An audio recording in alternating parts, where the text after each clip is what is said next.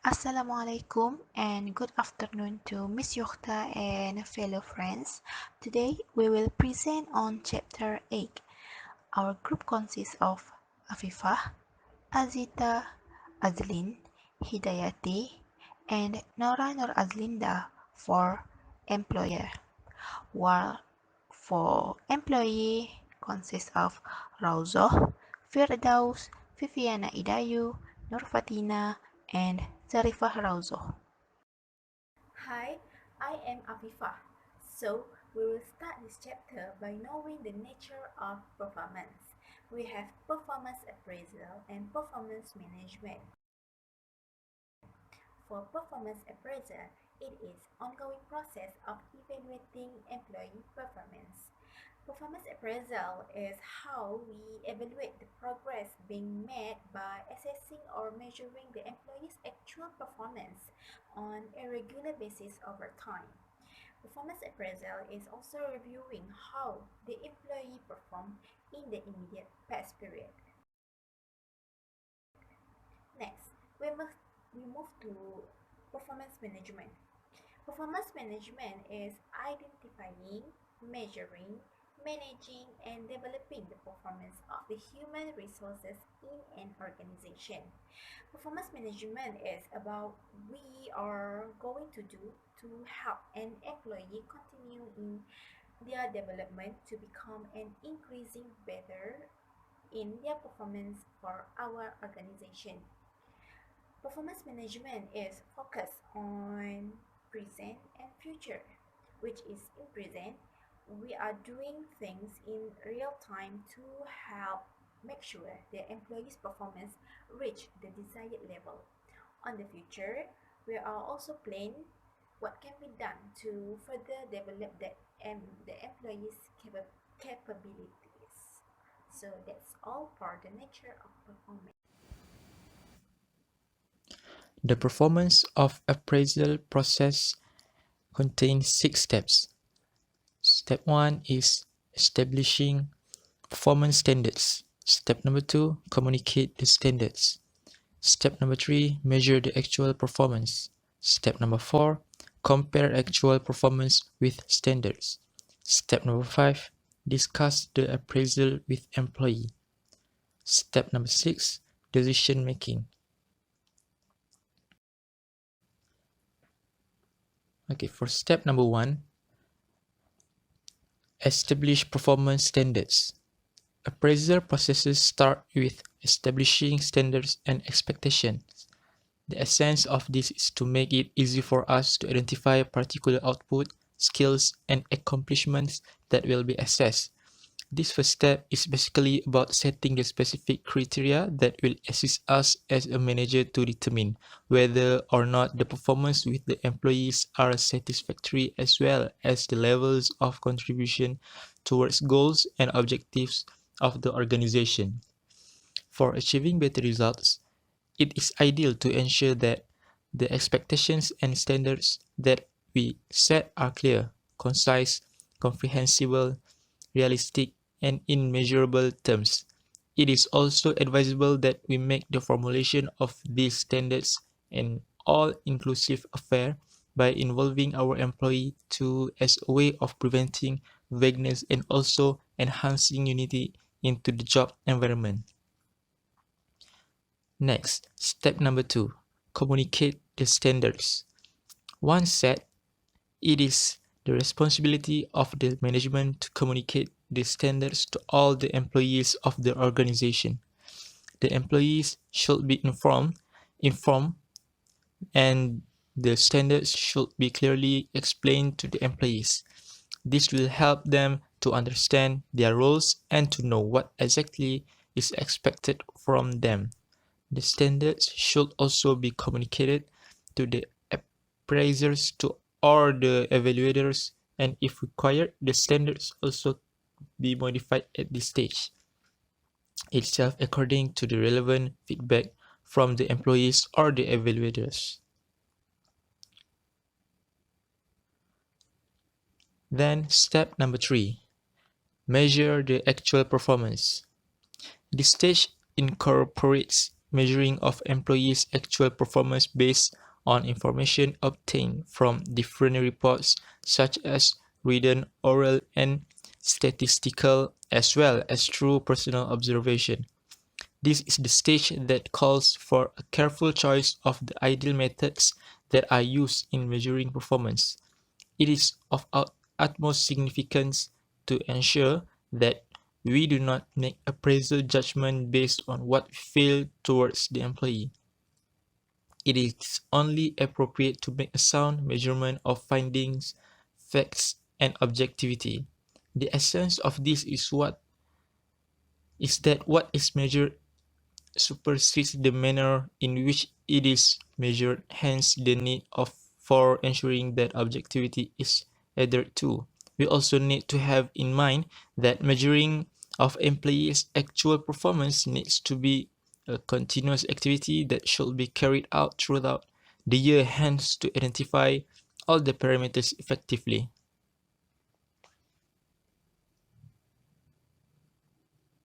Hello, my name is Norano Azlinda binti Yaakob. Now I want to continue another step, which is step 4. Compare actual performance with standard. The next thing we need to do is comparing the actual performance with the anticipated or standard performance. This comparing is essential because it makes it possible for us, the manager or evaluator, to identify the division of our employees from the stability standard. The result of the comparison may be difficult, positive, or negative result that will call for appropriate action depending on how we intend the result to be. And as an issue of concern, comparing actual performance with desired standard also enable to manager to appropriate measure to work hard in enhancing performance that needs to be met and at the same time working on areas that should be improved that to attain organization objective and goal agility. Next is the step 5 is discuss the appraisal with employee. As easily mentioned, process of performance appraisal is a continuous process that takes time. As a manager, the next thing we need to do is to ensure that we communicate the feedback of appraisal to our employees on a one-on-one basis. It is always challenging to manager to present truthful appraisal to the employees and able them to constantly expect the result, especially it is reflect more negative than positive. But what we need to know is the discussing feedback together is a better approach of allowing them to understand their strength and weakness. This ability has an impact on how they will perform in future depending on how we communicate the feedback, whatever positive or negative. It is also advised to prepare our workers' psychology because presenting appraisal result and also ensure the result are communicated with lot of positive. The aim here is to motivate the employees and to make sure their emotional can be better. And the last step is step 6 is decision making. The purpose of conducting employees' performance appraisal is for making decisions about employees without any bias by the human resource manager. Decision making by HR manager about employees rewarding, promotion, transfer, and something subsection for employees are dependent upon the employees' performance appraisal. The decision taken by HR manager should match actually with performance appraisal result for employees to avoid this disruption in between them as the impact overload performance of the organization. That's all from me. Thank you. Assalamualaikum and hi to Miss Yukta and my fellow friends. My name is Nur Fatina binti Eden, matrix number A18A1010. I'm as an employee. I will explain a few methods of performance appraisal. The first method is ranking. It is the oldest and simplest formal systematic method of a performance appraisal, which is the employee was compared to each other for purpose of placing order of words. The employee was ranked from the best to the worst. The advantages for this method are it's suitable for small organization and encourage competition among employees. The disadvantages for this method are, firstly, it's not suitable when the employee was increased, and possibility of bias could occur. This is the example of ranking method. The employee is evaluated by supervisor with ranks, and then these ranks are grouped to see which employee is ranked best. The next method is graphic rating scale. It is commonly used in organization. It's also known as a linear rating scale. In this method, the printed appraisal form was used to appraise the employee. The advantages for this method are it can reduce time, cost, and effort, and can standardization of traits. The disadvantages for this method are subjective can occur in graphic rating scale and vulnerable to rating errors. This is the example of graphic scale rating. This printed appraisal form is used to appraise each employee. The third method is critical incident. This method is required to record statements that describe good or bad behavior to relate the job performance. Usually, the statement recorded by the supervisor during the evaluation period for each subordinate. The advantage for this method is can create a good relationship between the employer and the employee. The disadvantages are can be time consuming and burden for the manager to observe.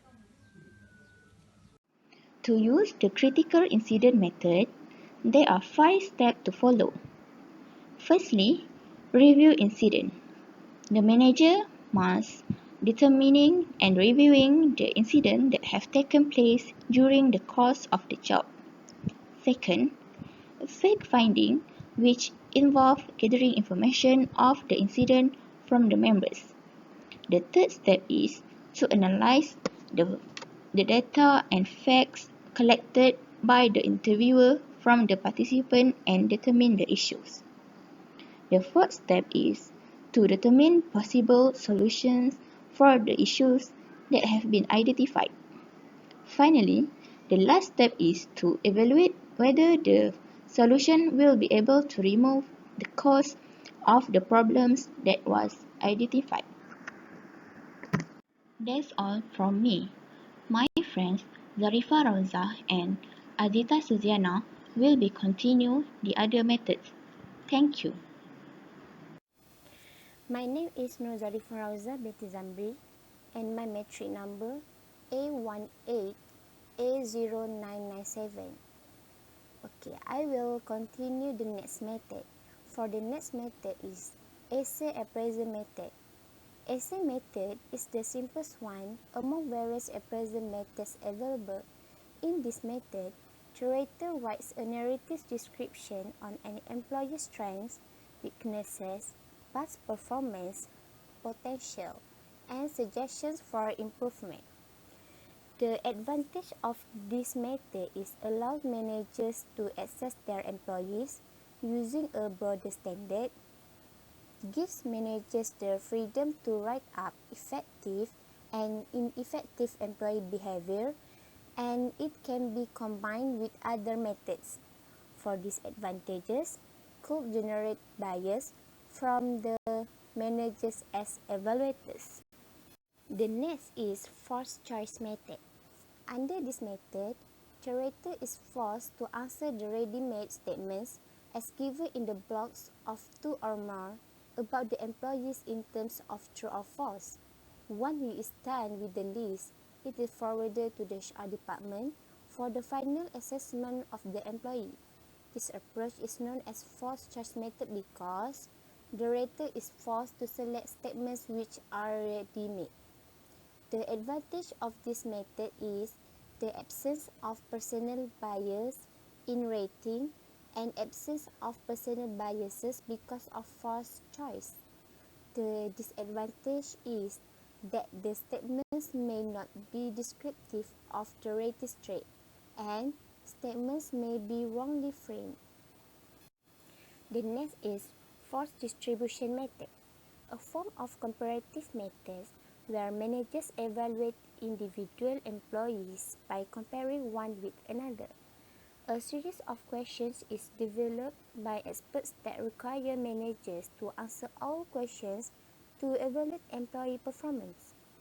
It's designed under the assumption that the level of employee performance in an organization is consistent with a normal statistical distribution. It can eliminate rating errors such as strictness, leniency, and central tendency. It is also highly simple to understand and easy to apply in approving the performance of employees in organizations.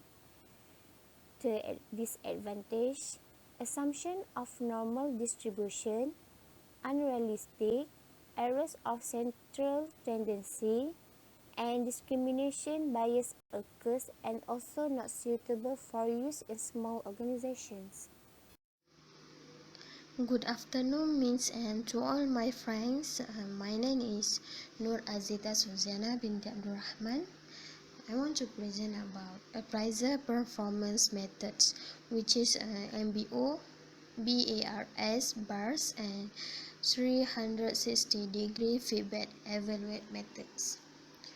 MBO stands for Management by Objective, that's categorized as a modern result-oriented appraisal method that provides broad interpretation. Takes a broader view of performance appraisal as employees' performance are measured throughout the whole year. All employees in company ABC frozen food and beverage are involved in determining standard to achieve. Based on method MBO, employees are committed to discussing with us as a managers ways to improve their performance. MBO also have a limitation, which is as employees, they have the right to determine their standards together with managers. They may set low and easy standard for themselves. Then time-consuming and employees are expected to work towards achieving the goals. Okay, based on sample of management by objective MBO performance appraisal, we can see we need to start from joint decisions, goals, and then plans, then predict, review, and appraise, and after that rolling plan for the new goals. Next, behaviorally anchored rating scales, BARS, categorized as a modern evaluation method. It is a combination of the critical incidence methods and the graphic rating concept. Okay, BARS method also have limitations. which is time-consuming, tedious, and expensive. Based on sample bars for human resources officer, we can see that they are starting from 1, which is extremely poor, until 7, extremely good. The rate of good performance can show with these samples bars. Next, 360-degree feedback evaluation methods. A method of appraisal in which the employee is assessed simultaneously by his superiors, superordinates, peers, staff, and sometimes customers. It is usually used for development and feedback purposes that provide the most accurate, best possible evaluation of the individual employee and their performance within the organization. Okay. 300-degree feedback evaluation method have also limitations, which is time and money, and then could cause distrust among employees and raters. Okay, that's all. Thank you. Hi, I am Hidayati binti Aziz, metric number A18A0174, who would like to present about problem in performance appraisal. Okay, for first thing is similarity error. Birds of a feather do tend to flock together, which is the roots of this mistake. Means some manager or administrator will naturally award higher score to workers who are most like themselves and lower scores to others who are distinct. Bear in mind that they measure their success and outcomes, not how often they are or are not like you. Objectivity and regards for difference are strategies to stop creating this mistake in judgment. Next is halo or horn error. Often you have an overall positive or negative impression towards an individual, and it is all too tempting to have this general feeling affect the performance evaluation in particular aspect. Growing criteria must be taken and measured by the proof connected with it. When you come up with identical evaluations, pause and test for the halo or horn effects on all the different outputs aspects.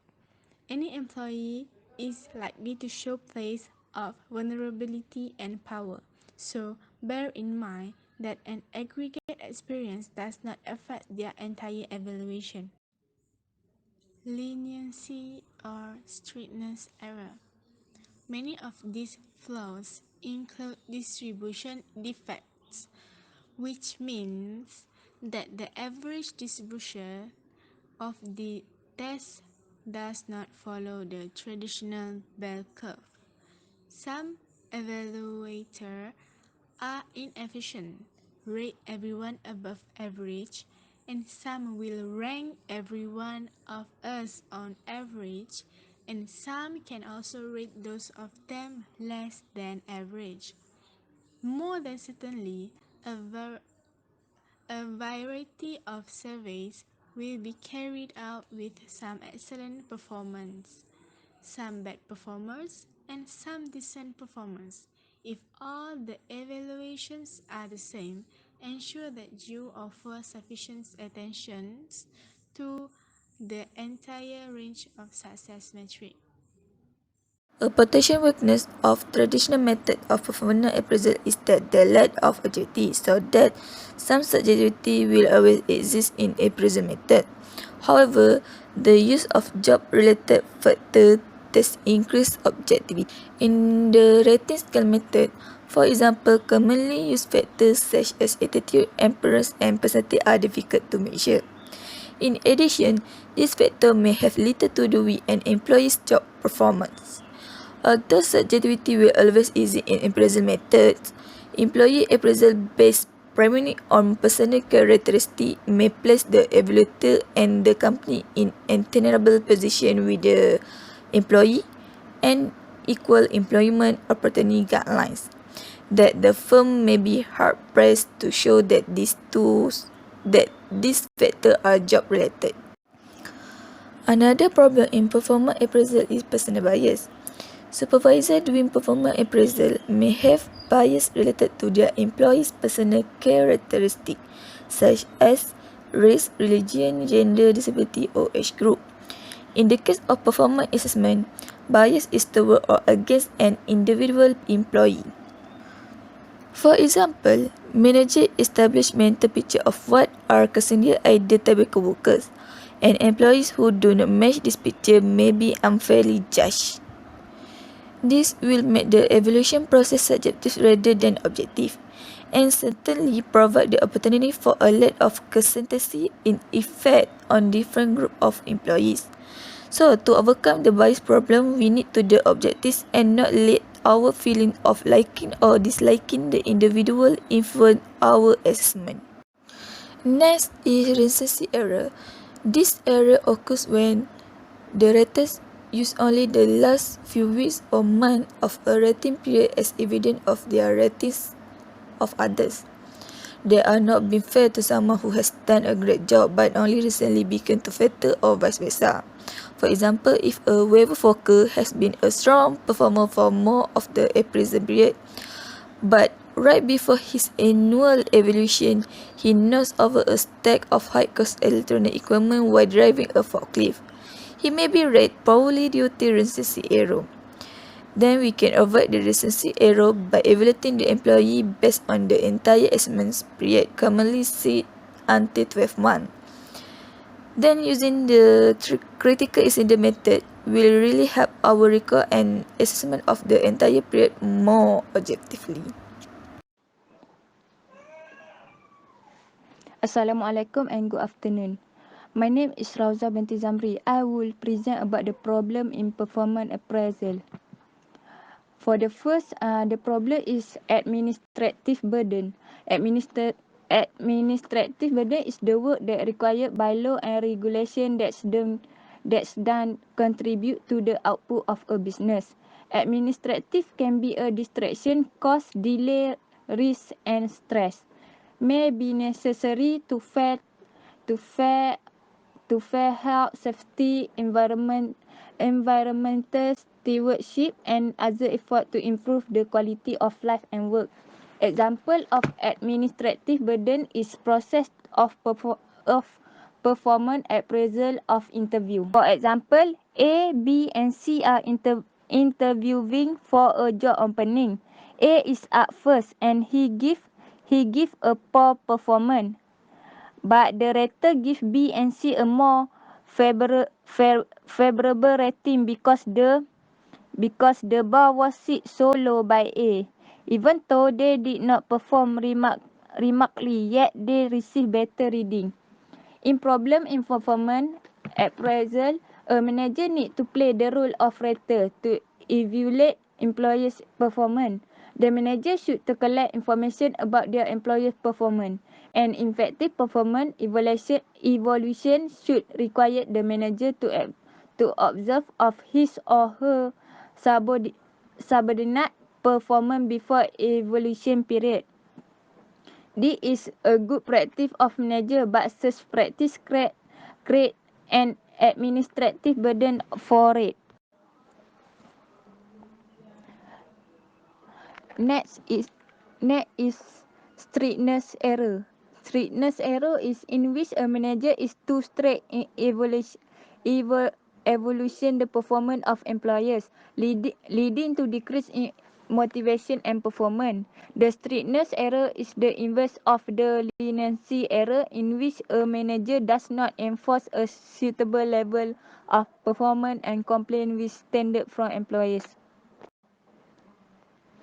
Contrast error is a concept during a performance appraisal of a candidate where his/her valuation is impacted by the fact that the previous candidates were relative good or bad. It is an error when a person set a certain benchmark which affect the appraisal of the candidate being interviewed. In the ranking method, the performance of an employer is compared to that of another for the purpose of identifying the ranking of its employees based on job performance. In HR perspective, this kind of error during interview and performance appraisal. From HR perspective, this kind of error occur during interview and performance appraisal. In a process of performance appraisal or interview, mistake induct as a result of previously or interview participant on the questionnaire. My name is Nur Azli binti Muhammad Yusof. My metric number is A18A0462. Today I want to present about way to avoid a common method of performance evaluation process. The main objective is to improve the performance of individual, team and organization. A significant number of ways to avoid such problem for a more effective evaluation process is use multiple criteria and job related. It means as a method and practice of ordering job or position with respect to their value or worth to the organization. Besides that, assessment centers should be designed on the basis of the carefully selected range of the job related criteria or competencies.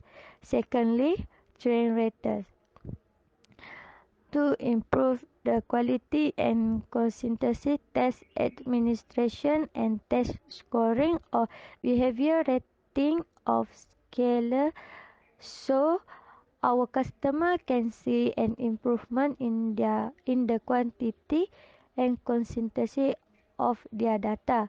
Thirdly, multiple rater. Multiple rater has advantage and disadvantage. Advantage of multiple rater is encourage professional development for employee and the rater.